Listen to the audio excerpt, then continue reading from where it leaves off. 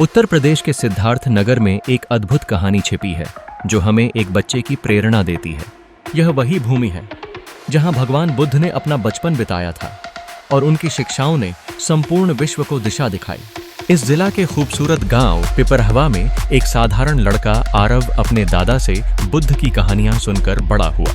उसके दादा उसे सिखाते थे कि कैसे करुणा और ज्ञान का रास्ता जीवन को बेहतर बना सकता है। आरव के गांव में शिक्षा का अभाव हो रहा था, जहां बच्चे खेतों में काम करते थे और स्कूल से विमुख थे।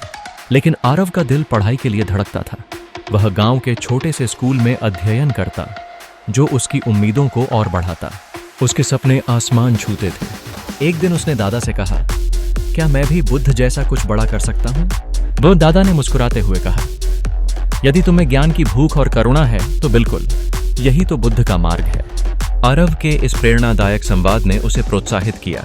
उसने दिन रात अध्ययन में जुट जाने का निर्णय लिया और अपनी मेहनत को अविस्मरणीय बनाया।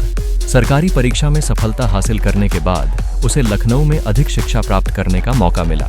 वर्षों की कड़ी मेहनत के बाद आरव ने IAS अधिकारी बनने का सपना पूरा किया। लेकिन उसकी पहली पोस्टिंग सिद्धार्थ नगर में ही हुई, जहां उसने अपनी यात्रा की शुरुआत की।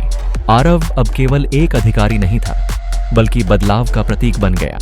उसने सिद्धार्थ नगर के विकास की दिशा में अनगिनत कदम उठाए। गांव-गांव जाकर स्कूलों का विकास किया, बच्चों को शिक्षा का अधिकार दिलवाया और घर घर में ज्ञान की रोशनी फैलाई। वह स्वयं अपने जिले का उद्घोषक बन गया। शिक्षा के प्रति आरव की प्रतिबद्धता ने उसे सिद्धार्थ नगर का सच्चा सपूत बना दिया। लोग उसके कामों की सराहना करते थे और उसकी मेहनत ने गांव के बच्चों में खुद पर विश्वास जगाया।